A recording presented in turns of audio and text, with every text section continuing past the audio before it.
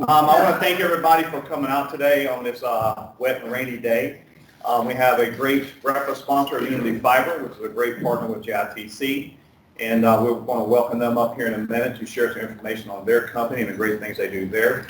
We're also going to have Microsoft Surface, one of my good friends, Kristin Horvath. She's with Microsoft Surface Education side, so she's going to share some of the technology and things that they're doing in the education space has kind of changed how things are done in the education as far as at home and in the classroom. So right now I want to welcome up Unity Fiber to come up and share some information about their company. So everybody give a great hand for Unity Fiber. Thank you. What do you do? I'll put it up, but I think I just hit the green button. All right, hot breakfast, right? We are so thankful to be the sponsor for the JIT Council, not only this year, but also today, and bringing the hot breakfast so early in the morning on a rainy day, as Johnny had mentioned. We just wanted to give just a few minutes, just talk a little bit about Unity Fiber, but since Microsoft is our main speaker and they were talking about education, I thought we'd do a little quiz and see how smart you guys are. I see Valerie in the room. I know you know all these answers. So we just wanted to get a show of hands. Let's see if we can. Left and right. Left, right, straight, Andrew. Just go to the next slide. Who knows what E-rate is in here? You ever heard of that? Okay. What is E-rate? What's the money for education and libraries from the government to fund technology? Pretty simple, right? It's the money that the government disperses to school districts to pay for telecom services and other things. Awesome. Now, those of you that get your phone bill every month, do you really look at your cell phone bill or your landline? Who has a landline anymore? Go ahead. All right, you still got one. All right, that's fine. Who looks at their phone bill and you see those thank you for being our customer charges? Like there's the service that they charge you, and then there's all these other taxes and fees and everything. You ever look at that and see the USF fund fee, the USF fee? You ever see that? Universal Service Fund. What that is they charge everybody a few cents, a few dollars, and it goes into this Universal Service Fund. And the federal government takes that money and keeps it in a little pile, and school districts can apply for that funding to pay for telecom services. Simple, right? Go ahead and enter. So it's administered by the Universal Service Administrative Company, which is basically an arm of the government, right? And those school districts will apply for that funding, and the USAC, Universal Service Administration Company, administers those USF funds to the school district when they apply. And there's all these forms involved. There's these bear forms and Form 470s and all this stuff, right? You know about it, don't you, Matthew? Pay Center for Girls qualifies for E-rate funding in some cases, right? So most of the time, a school district can apply for these funds and get the funds based on how many students have free or reduced lunch in their school district. So it's a way that we give back, right? So all of you, all the libraries that you see that are being built or maintained, all the school districts that are able to get big bandwidth and other telecom services out in the rural areas that maybe can't afford it. That's how they're doing it, okay, through the E-rate fund. So hopefully you learned something today, like, oh, that's how they do it. Unity Fiber, we serve over 400 school districts in the Southeast with our network, most notably Putnam County Schools down in Palatka area, Interlochen, Hawthorne, all those, well, Hawthorne I think in Alachua, but at any rate, they have 10 gig of internet to every one of those schools based on that E-rate funding. Now, normally they would not be able to afford 10 gig of internet at each site. But because of this program, they're able to. They're able to apply those funding. Sometimes they get up to 90% discount off of the monthly recurring based on, again, the number of students that are on that free or reduced lunch program. Most notably in Florida, for us, we recently were able to win the Pinellas County School Board, which is, I think, the 4th or 5th largest school district in the state of Florida. And it's a huge fiber bill for us. So interesting how USAC has changed their rules over the course of time. They no longer will pay for landline service. They took that out probably, what, two, 3 years ago? They will eliminate products and add products based on the market, okay? So if a school district has landlines, they can't apply for E-rate funding now, unfortunately. But one thing they did add was dark fiber a couple years ago, right, Valerie? So dark fiber is interesting because you still got to light up that fiber for connectivity, and it's not internet access. It's just basically connecting sites together with their own strands of fiber. They still got to buy the gear. They still got to manage the network. I mean, we're talking large school districts that will apply for E-rate funding for dark fiber. Your voice equipment, they will, you say, okay, well, they don't fund traditional analog voice service. Well, how is the school going to talk? Well, now there's SIP trunking and hosted PBX and things in the cloud that we can access Daltone for that they will pay for, they will fund. So I thought rather than just doing a shameless plug for Unity Fiber and go buy our internet service and connectivity for your business, I thought at least we could talk about E-rate funding and what you do personally that you may not know that you contribute to providing services to school districts in the rural areas for sure. Obviously, the urban areas can still apply for the E-rate funding. They just don't get a big enough discount, I think, to make it significant. That's just my opinion, but I think we really help those areas where they need it, like the Palatka and Putnam counties of the world. So that's my plug. Little tidbit about E-rate and universal service funding today. Now, you get your bill email from Verizon and AT&T, you're going to look, oh, there it is, USF. You're going to look for it now, and you'll know where it goes for. So thank you. Appreciate it.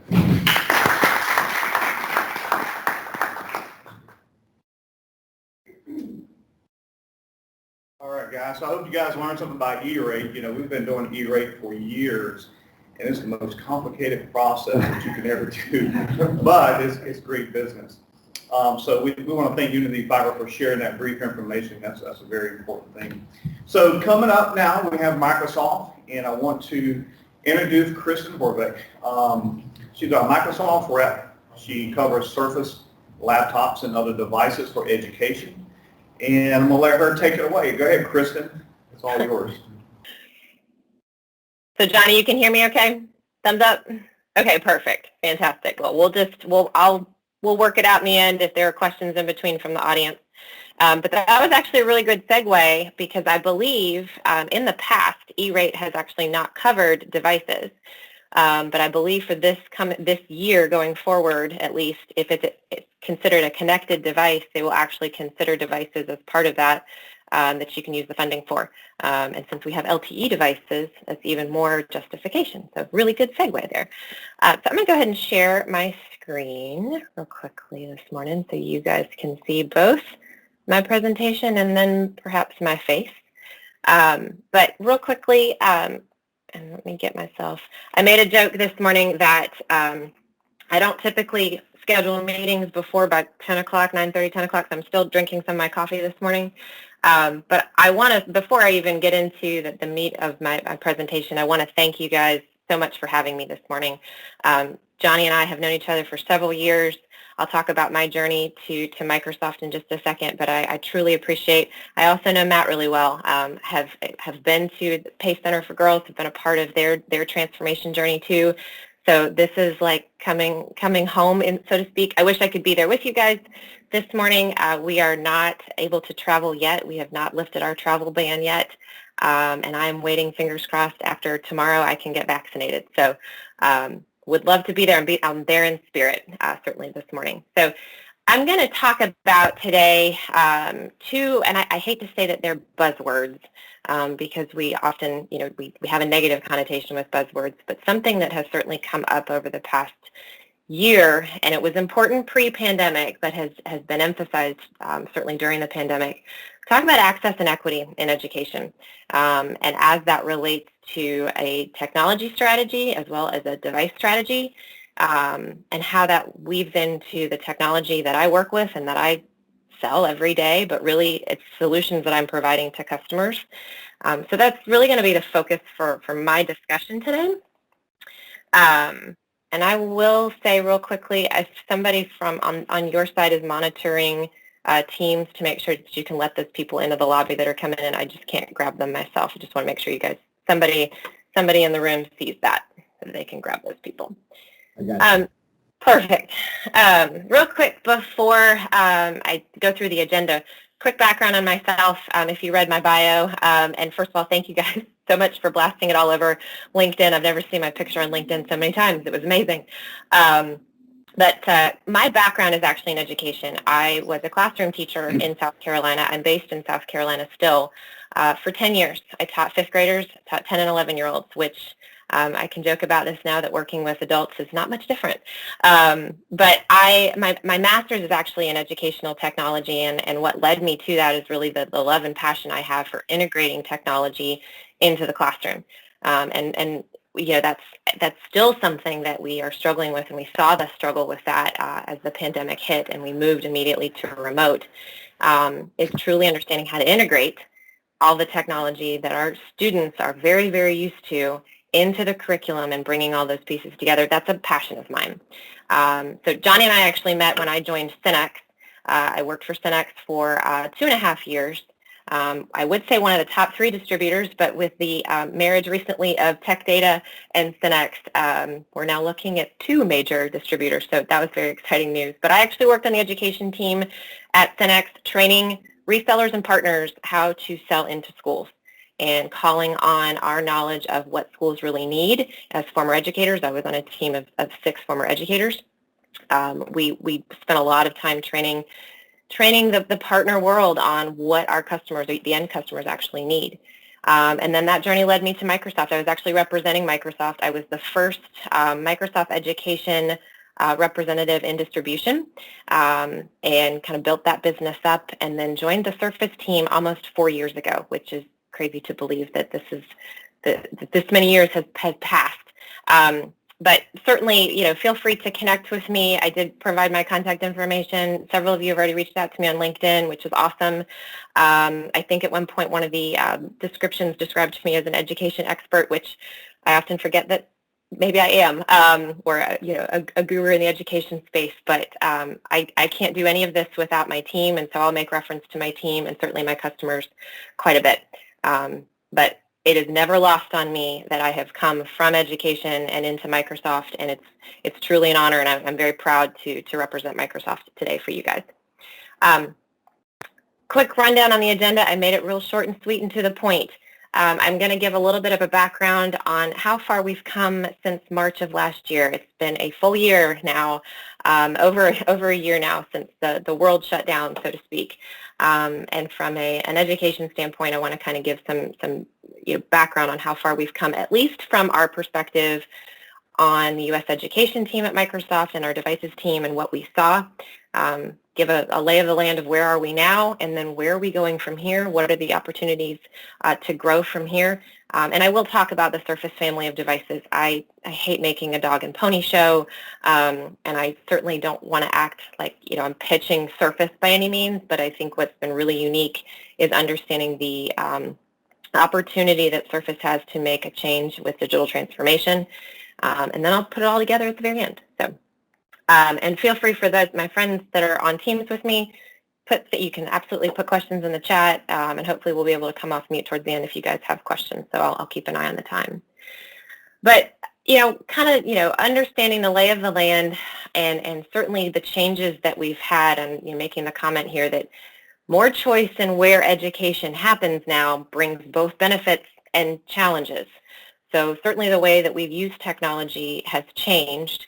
And I'll give full disclosure, I didn't explain this, but I cover both K-12 and higher ed. And I'm sure I have a mixture of those of you who cover both, or who work with both, the K-12 and the higher ed space. And so I see a wide range of certainly benefits and then the challenges that they have faced.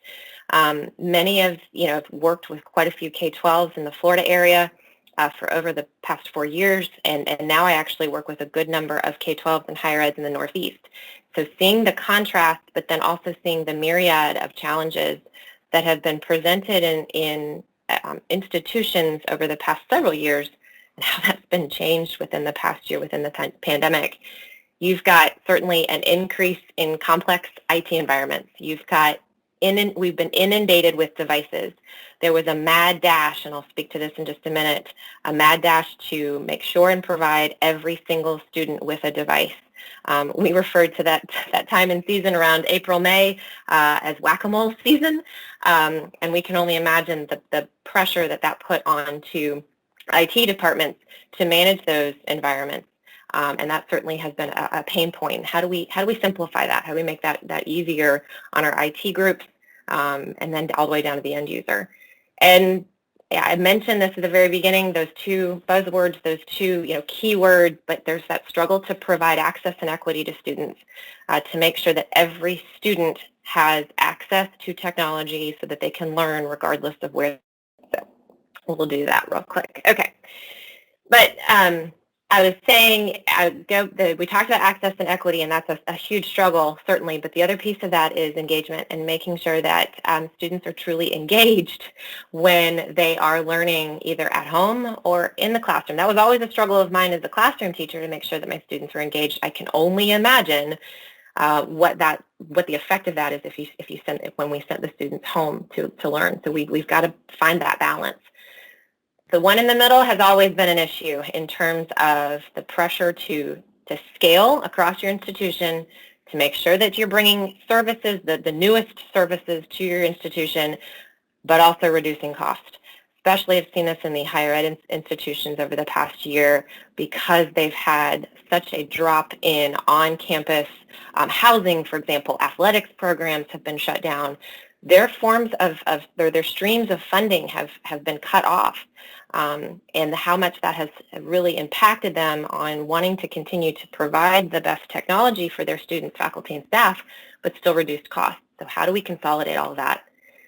Another certainly a big challenge, is making sure that both teams and individuals have a flexible, productive, and secure option that just works. So that there's not a delay in setup time, that there is not anything that they have to be concerned with in terms of technology support. They need to know that they can get up and running fast, whether they're teaching, learning from home, or in the classroom. And then I actually added this last point based off of conversations I've had with educator friends, if any of you are parents, you can sympathize and understand this. When your children came home, you can sympathize with the way things worked, certainly with the teachers as well, but there was a massive pressure, an immediate pressure, to adopt and integrate and then engage with new technology in that complex learning environment. So, that teachers who weren't used to, and that just was thrown in their face without any training. And so how do we, again, simplify all these things? I call all of these things out. While I can't solve all the problems of the world, and certainly one Surface device cannot solve all the problems of the world, I think what has been fascinating is the way Microsoft Education has been able to identify all of these pain points with customers within the past year and in the past several years. How do we have, what solutions can we provide? And that really has made a major impact, and we actually have an incredible suite of options to help simplify these for customers. And certainly the device is a big part of that. So moving on, I talked about some statistics, and I won't read every single one of these, but I love numbers. I love being able to look at statistics and go, oh, wow, like that's very interesting and a little bit alarming. Certainly the first one there was a 69% rise in hybrid models, and I'll address that in just a little bit. And that concept of hybrid and high flex learning, again, are becoming key words in our environment going forward. But the staggering things you see there, 2/3 of teachers say that students are less prepared with work than at the same time last year. So a slower pace of learning as a result of going hybrid without being prepared. Certainly the content piece of this, 56% of teachers said they had covered just half or less of their content or their curriculum throughout the year. And how do we look forward? How do we plan going forward, not to solve for the immediate? How do we help to solve for all of these issues with a very successful plan going forward?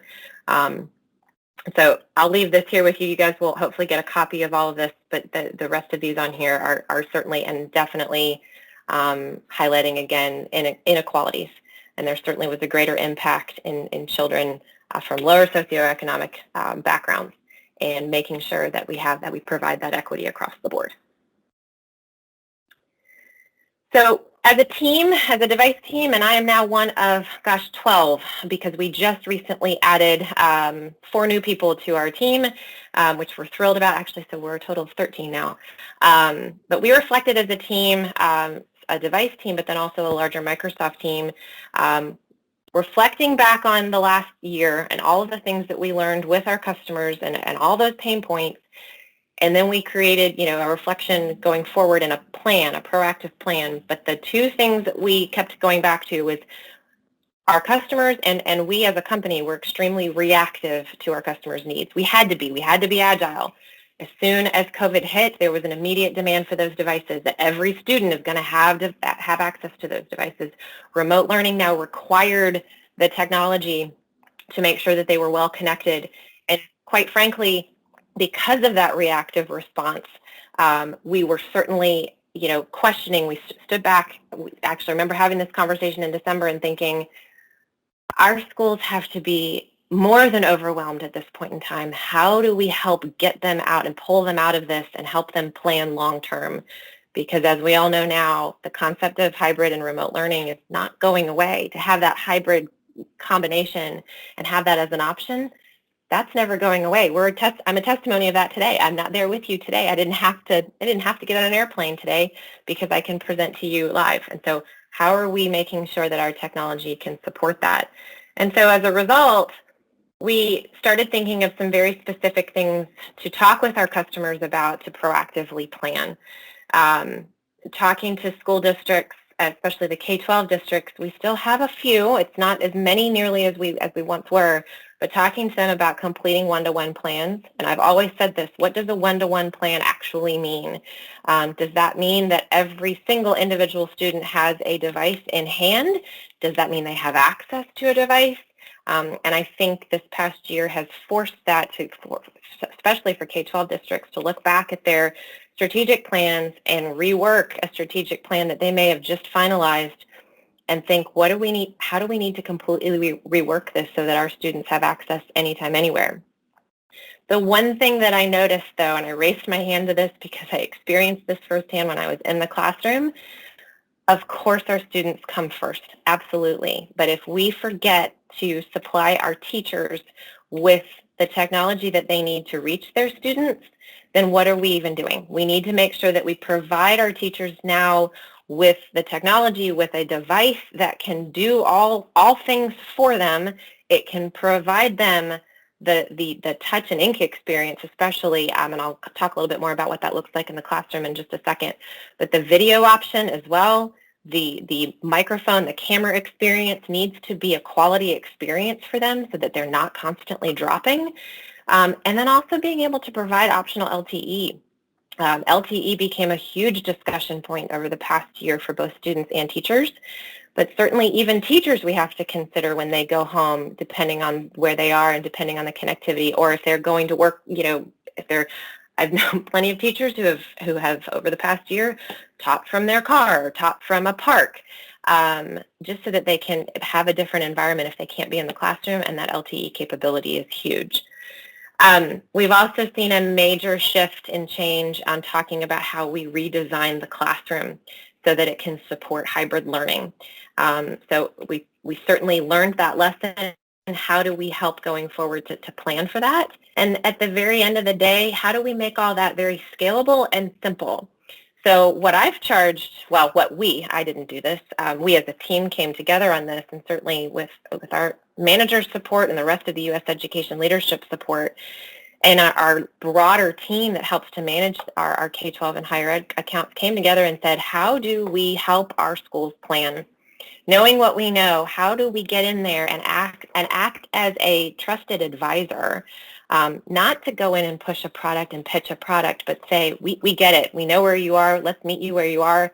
Let me help you plan. And long term, how do I make this scalable over the next 5-10 years so that your strategic plan looks very different than it did even a year ago? I joked with Johnny. I updated my presentation late last night. I'm sure it's the last thing anybody wants to do after I had already sent it 2 weeks ago. But I wanted to make sure that I updated the latest funding. And certainly a part of this proactive planning is centered around the federal funding that has been flowing, certainly with both CARES V1 and V2, as we refer to it, and then most recently the American Rescue Plan, or ARP. $165 billion was designated for education specifically, and then it was divided up between both K-12, higher ed, and then a non-public school program, which you didn't see previously. But just alone, you had $81 billion that was immediately delivered to schools, and when I say immediately delivered, it was delivered to states to then be delegated, and if you guys have been doing this enough for the past year, you know that that's been a process. Quite honestly, it's been a process very different in every state. But the opportunity is there. In Florida alone, Florida got approximately $7 billion of that to support and fund across the board just for K-12 education. And then within higher education, and that certainly is designed and delegated out by individual university. But the opportunity then to use that federal funding, and then those are all built in with deadlines, as with CARES Act funding, working with schools to understand how do you intend to spend that money. A good portion of that money, especially in higher ed, has to go towards financial grants, and we understand that. But a large part of it is dedicated to technology, and it's been a very broad explanation of that. And so I encourage, depending on, and I know I have a wide range of people in the audience today, but I encourage you to know as much as you can about where the federal funding is coming from, where it's going, how it can be leveraged. This has been an overwhelming pain point for a lot of our schools too, because understanding the fine print and the deadlines of everything, that can be very daunting for school districts and institutions to work through that.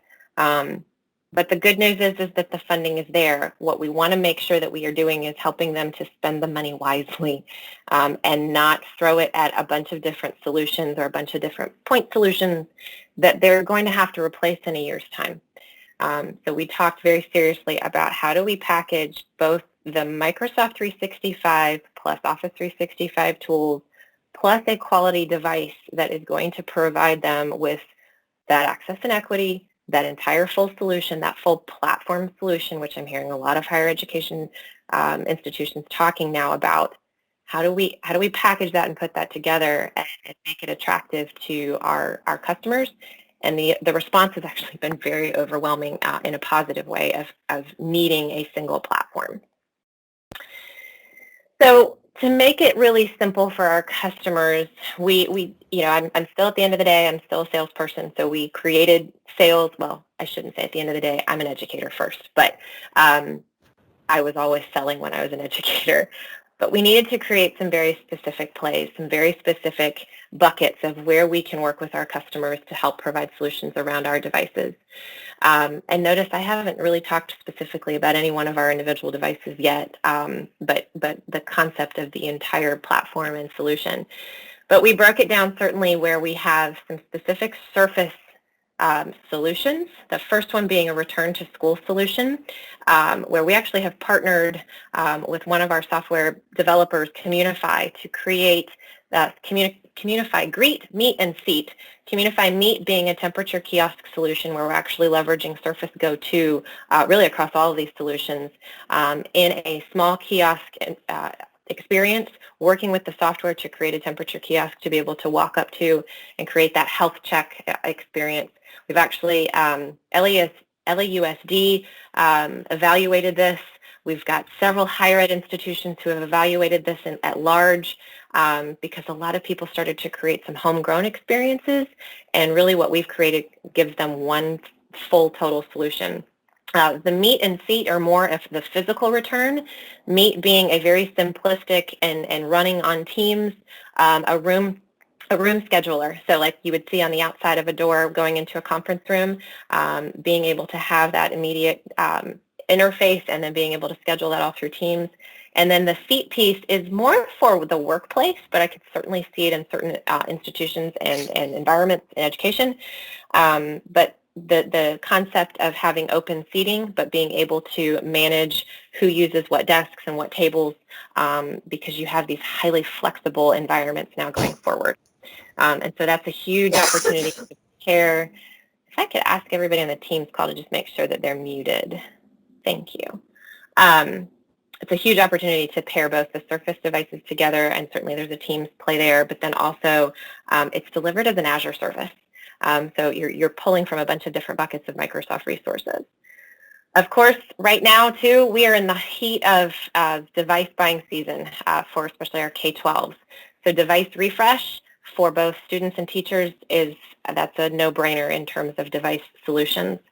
And while historically, if you don't know much about the Surface line of devices, but you at least know the Surface, probably know the Surface Pro form factor, you know that from the very beginning, we have always, prided ourselves on being an innovative and premium device. And what's been interesting, really pre-pandemic even, is the number of school districts who were open and willing to invest in that long-term solution for their device refreshes, because they knew that that was something that they could, that would last their students for the entire 4 years. And so while that premium experience typically equated to dollar signs, and everybody was I hear all the time from customers, well, Surface is too expensive. When I show you our portfolio in just a little bit, we actually have something for everyone. But being able to provide that device that is going to last the term of the student in the school, as well as the teacher, we've got something for everyone. And we have large public K-12 districts across the country who have invested in tens of thousands of Surface devices for their students. And I'll show you a couple customer stories towards the end. High flex environments. That's, again, it's become a really big conversation. We've had multiple webinars on this. In fact, I'll give a short little plug. My team and I are actually hosting a high flex environment for higher ed institutions webinar tomorrow afternoon. But understanding how do we create an environment now that supports hybrid learning, that is highly flexible. We hear this term quite a bit in higher ed institutions, especially where you have formally large lecture halls and large classrooms that really don't have and don't serve a purpose as much anymore. You're not going to be filling necessarily a 300 person lecture hall quite like you used to. And going forward, not just in fear of the pandemic, but that you've given students options now to be able to learn from wherever. So how do you redesign that space? And that kind of goes into the next bucket as well. But how do you make sure that space can fit and be retrofitted in many cases to support that hybrid learning experience? And so Microsoft Teams, Teams Rooms systems, Surface Hub, which I will show you in just a minute, can all help with those needs. And we've had a lot of customers who have had interest in Surface Hub, where they may not have asked questions about Surface in the past, but really what our hub technology on our 50-inch or even 85-inch display can do to provide collaboration services is huge. And then there's that classroom redesign concept, like I just hinted at, simplifying existing environments, upgrading both the K-12 and the higher ed institution learning experience. And it's just going to be on the minds of many going forward. And how can the entire Surface portfolio of devices help to support that? I've gotten a lot of asks within the past couple of weeks. How can we provide, for example, an entire cart of devices for our students to come in and check out, like in library environments, so that everybody makes sure that we make sure that they have access to a device, and a device that is going to do everything that they need, especially in higher ed. The one customer that came to me 2 weeks ago, they wanted to make sure that they had design devices, that a graphics supported device that could do for them in their library that students could check in and out. Surface Book was an amazing option for them. So I just certainly wanted to simplify where we're seeing key plays and where Surface can really shine. But hopefully we have a lot of opportunity at hand. And these were all four of these things were based, again, on what we're hearing customers asking for. So, and I'm keeping an eye on time, so I think I'm pretty good on time in terms of what I have left to cover. But I mentioned that maybe some of you in the room haven't followed the Surface journey. Most people, when we talk about Surface, know about our original form factor, the Surface Pro. Actually, it started with the Surface RT. I don't know if any of you are big Surface fans in the room and still maybe have your Surface RT. But back in 2012 is when we first announced that. And in the bigger picture of things, when you see the timeline and the journey that we have been on, it's quite impressive to see the innovation that we continue to push through each of our devices. And they often say that imitation is the finest form of flattery. And what we have done is create a form factor of devices, of various different devices, that then our partners have taken and replicated. And it's a beautiful thing to see over time, but it's also very important to stay true to the original design. Over time, what we've done is certainly created that initial form factor to be able to disconnect from your keyboard, to have both a personal and a work experience, and what that has evolved into over time. And I joined this whole world right around the 2014, 2015 time period. In fact, I had the old docking station that my device clipped into. But with the introduction of inking and leveraging the Surface Pen and that natural writing experience was a game changer, especially in education. And if for those of you who touch education, you know how important the cognitive connection between physically writing versus typing, and we've done all kinds of research on that. So the introduction of the pen was huge for us as an industry. And then as we keep going forward, we keep adding iterations. We added Surface Book, first iteration of Surface Hub, and then Surface Studio, and then Surface Laptop, and then all the way through to where we are today. We're on our seven plus generation of Surface Pro that we most recently introduced. We've recently, and I'm actually presenting today from a Surface Pro X, our first ARM device, Surface on ARM and Windows on ARM, and then you can see other OEMs have started to follow suit with ARM processors. We also most recently, and this is I know you probably guys can't see me anymore, but the background that I have right now is actually a Surface Laptop Go. When we talk about offering options to our customers at affordable price points, the Surface Laptop Go came out as a 12.5-inch screen, traditional laptop, starting price point for education customers at $549. So between that, and then I totally forgot about our Surface Go 2, probably one of our most popular devices in education, starting price points of that at $349, really providing lots of different options for customers. In fact, we had a customer in the state of Tennessee who standardized on Surface Go 2 for their students. 73,000 students were given a Surface Go 2 to provide across the board K through 12 an experience that everyone had similarly. So hopefully this slide always impresses me. I love to speak to it because it talks about the innovation that our company, our engineers, if you ever have a chance to talk to a Surface engineer or anybody on the Surface team, we all just get giddy about what we're producing on a regular basis. We actually have a regular annual meeting with Surface engineers. We have done so well in the education space over the past 2 or 3 years, really, that our engineers, our forward-facing engineers, are asking us questions directly about how to design the devices going forward, and that historically has never happened. So that speaks volumes of where we're headed with Surface in the education space. I've already kind of talked about all three of these devices, but wanted to call out in terms of devices that are ideal for the education space right now, certainly the Surface Go 2. What's also unique about Go 2, and actually DC public schools in Washington actually also standardized on Surface Go 2 and have leveraged the LTE capability of Surface Go 2 so that when the students go home, they don't have to worry about connectivity. In the middle, Laptop Go, a great both student and or teacher device because it fits in both categories, and you can certainly get some more higher i5 configs on that device. Makes a great compromise between performance and cost. And then my personal favorite for teachers, quite honestly, is the Pro line of devices, and we're on Pro 7 Plus. And what that 7 Plus really means is that we've upgraded the processor on the device to the 11th gen Intel, and we are only offering that to our business and education customers. It's the first time that we've ever done that. But the unique thing about the Pro is the form factor. Again, the detachable keyboard, but also the lightweight ability to hold it in your hand like a tablet, be able to wirelessly project in the classroom, be able to walk around the classroom. And again, in a hybrid situation, if you have cameras set up, if you have an entire system set up, then you are no longer, as a teacher, stuck at the front of the room. I'm passionate about that.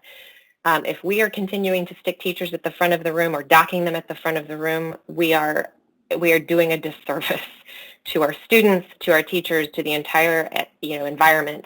But untethering them from the front of the classroom and allowing them to have proximity when it's safe, certainly from a social distancing standpoint. But Pro is my favorite.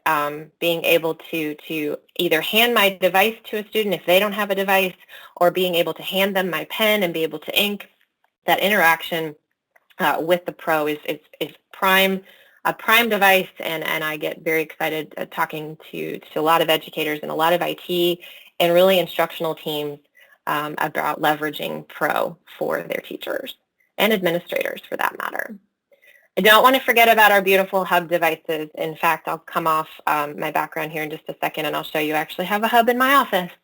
But hub, we are on our second generation of hub with Hub 2S, and the original hub initial 55-inch and 84-inch devices, the concept was built and designed and built rather, to provide an all-in-one collaboration and communication experience. So you have built-in speakers, built-in camera, and an easy interface to be able to walk up to the device and immediately join a meeting, because and we even kind of saw that this morning. It takes a good extra 10 to 15 minutes to make sure everything is connected.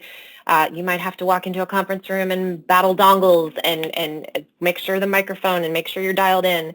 The concept of Hub was designed so that you had a simplified, streamlined, immediate access into a meeting. And the initial design certainly was to leverage, at the time, and the initial design was to leverage Skype for business meetings, and now we've transitioned all of that into Microsoft Teams, and to be able to add the device, add the hub to a Teams call, so that when you're in a meeting in a conference room, you can immediately go up and tap into that because it's already been told that it has been invited to a meeting. And so it was very team specific. That Team OS was initially built on our Surface Hub technology, and it came native to the 2S and the 50-inch and the 85. But now we also have the ability to configure both devices to Windows 10 Pro or Windows 10 Enterprise. Why would we want to do that? We had a lot of schools, especially higher ed institutions, who now have professors, well, they immediately had professors that went home and had to teach from home and use a much larger device, but use it for their personal use as a large computer. That now we've opened the door and they can do this remotely, and they may not ever have to go back onto campus, but giving them the option to configure it to the full Win 10 Pro experience like on a regular Windows 10 device, opened the doors to a lot of individual use. The unique thing about the Team OS certainly is to provide that simplistic environment when you're in a collaborative space. A couple other updates just to Hub that have been recent blockers in the past for customers, especially when I talk about Teams being native on this. Now with the latest updates to the OS on our devices, even the Team OS, you can actually leverage the new Chromium Edge browser. In fact, I just make sure that all of my stuff was updated, which means you can then do Zoom meetings, you can do WebEx meetings, you can do anything that is web-based. So that was very attractive to our customers. And we have actually seen quite a bit of traction, like I mentioned, in higher ed. But you also have K-12s where they might not put this in every classroom necessarily, because it gives you a whole lot more than certainly what the individual classroom might need. But you're seeing this going into media centers. You're seeing this go into administrators' offices or meeting spaces at the district office. I've got a district further south in Florida that actually put 7 or 8 hubs across their district office on the rolling stand cart so that they can provide mobility, but that anybody can walk up and join a meeting from wherever they are in the building. So the possibilities are endless in terms of hub technology and how that can support hybrid learning. And this is a better visual here in terms of the rolling cart. You can't actually see the wheels on the bottom, but Steelcase helped us design the ROM cart. And actually this piece right here at the bottom was built to house the APC battery, that is a wireless battery, so that they can provide them up to an hour worth of pure mobility so that you no longer have to be plugged into the wall, which is huge for so many of our customers. And I won't go through too much of this. I think I already talked about this, about just being able to have that immediate interaction and interface with your students. That physical interaction is huge, and how you could use that in hybrid learning spaces.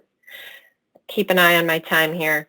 I wanted to make sure, because I mentioned this at the very, very beginning, in terms of security, that is on the minds of everyone, and something that we pride ourselves with, having first-party hardware, working with Microsoft 365 from the chip, physically the chip that's engineered in the device itself, to our Microsoft, to our cloud, across the stack. You are really, it's integrated into our DNA that you would expect from Microsoft to provide a secure experience at every stage.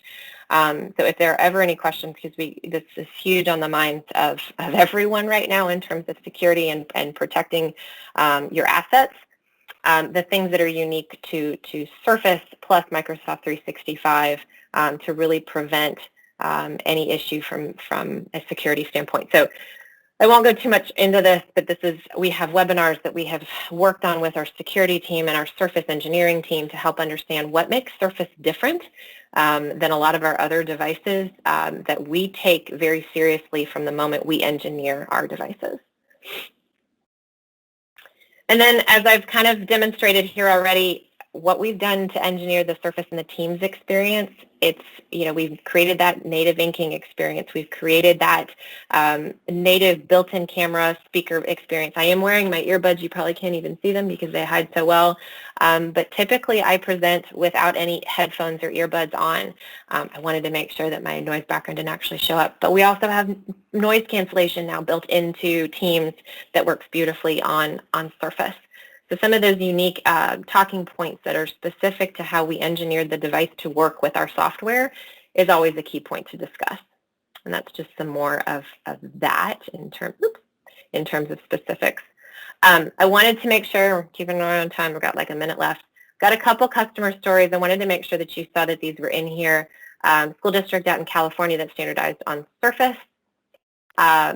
Morehouse College, if you saw any of this came across right as the pandemic hit. Morehouse came to Microsoft and said, we have got to do something, and we've got to do something fast for our students.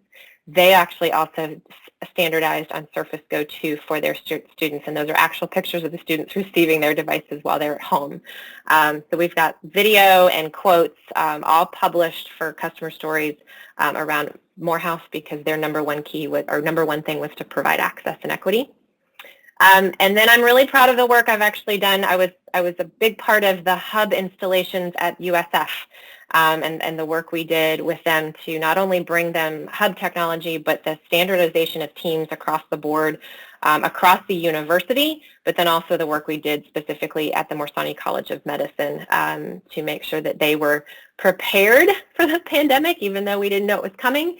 It helped and benefited them greatly.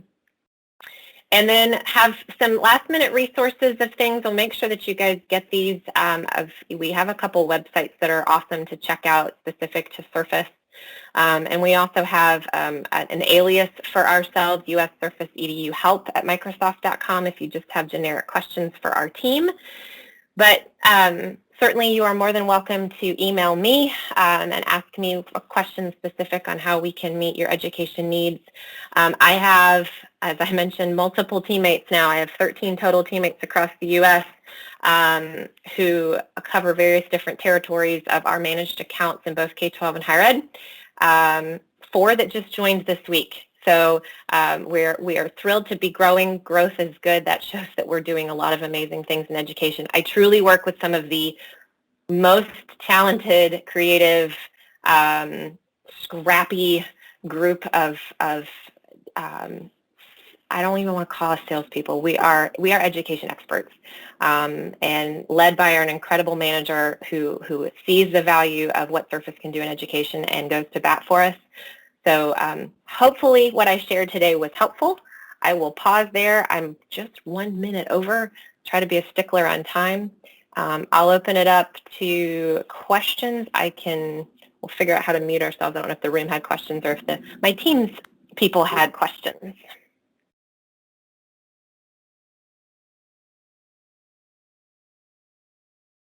I'll stop presenting. Yeah. Go ahead. The Microsoft Hub 85-inch, I believe, retails for $22,000. What That is would be correct. the education cost to that per classroom? I know you can give ranges if you need to. But Kristin, were you able to hear that question? Yep, I was able to hear that question just fine. And so I don't provide any pricing directly. We work through all of our partners. So I mainly deal with MSRP. Certainly we can include volume pricing into that, but that is a standard price across the board for commercial. We don't have education pricing, unfortunately, for Hub. We do, however, have education pricing for the majority of our devices with the exception of Studio and Hub. Good question.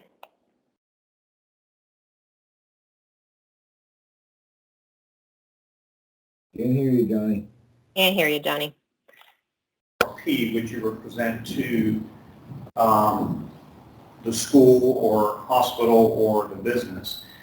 With that, we also look at, what type of funding are they getting from the state or from the city or what they have that can also help offset the cost of some of the devices they're looking for.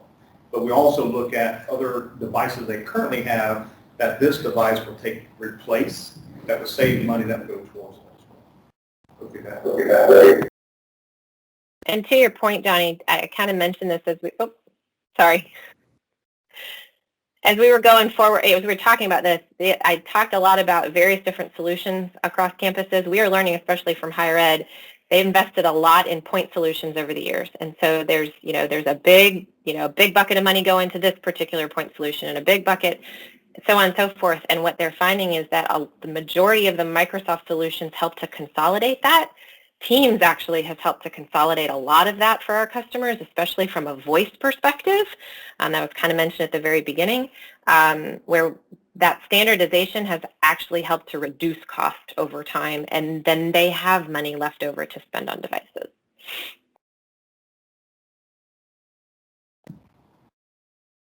Chris, can you elaborate a little bit on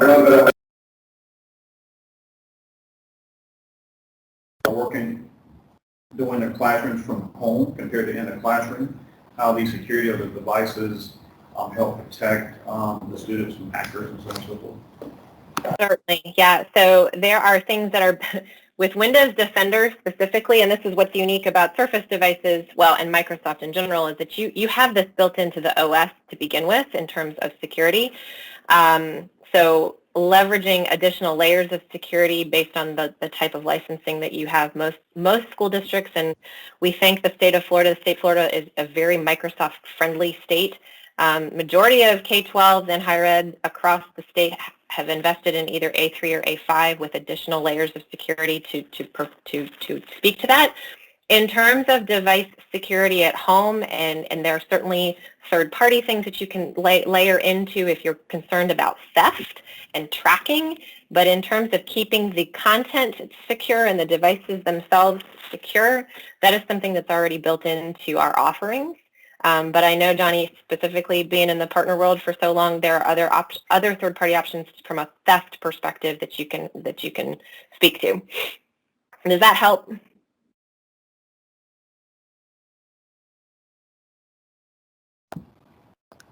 Looks like we're clear in the chat. Yeah, looks like we're good in the chat. Okay. I think that was all I had for presenting today virtually and sharing the information on the Surface laptops and the Surface tablets in the education space. And thank you so much. Thanks, guys. Appreciate it. We'll talk soon. You guys have a great day. I'll try to send some of my sunshine down to you. Thank you, Sam. So our next step here is, first of all, I do want to acknowledge that even though Unity Fiber is our breakfast sponsor today, they're also our corporate sponsor. So that's something I do want to acknowledge and thank them for also being a great partner with us. A lot of the pieces that you see here, we wouldn't be able to do it without their assistance in many ways. So we do appreciate that. And I'll see if there's anything from the chamber. Hi, everybody. I've got two quick announcements. Number one is that the Chamber's annual trade show is coming up on April 6th. I mentioned this at the last meeting, but we are highly encouraging folks to register in advance so that we can get a better sense of what registration looks like. We'll still have food vendors, bar. There's plenty of vendors that are actually part of the IT Council and on this call, so thank you for that. Again, that's April 6th at UNF from 5 to 7:30. And then the next one in April will be our JAX USA quarterly breakfast, and they're going to hold that over at the baseball grounds, similarly in format to how they handled the military appreciation breakfast last year. So I know this is Microsoft Day, but their keynote speaker is going to be Google Cloud's VP of Financial Services, Yolanda Piazza. So I think that'll be a great session. And again, that's April 15th. Best way to register for Chamber events right now is to look to our weekly digest, which is available through Chamber Connection, delivered every Wednesday morning, and you can simply click the event link and register that way. If you have any questions, just reach out to me. My contact info is on the IT Council page. Thank you so much. Thank you, everybody, for coming in a rainy day, like Johnny was saying, but we do have a couple of new folks in the room that I wanted to recognize. Number one, Steve Giovanni from Gottlieb, please stand up. We also have Dana Hastler right there, and Cindy Dwell, there she is. And we do have also David Freiborg. There you go. So thank you guys for coming. If you guys have any questions, please make sure to reach out. I also want to plug our virtual happy hour that I believe, Matt, we are switching that to the second Thursday of every month. Yes. Soon, but just look for it on LinkedIn for actual dates. But those are a lot of fun. Just make sure that you find those dates and you join us. Thank you, everybody. Great networking event.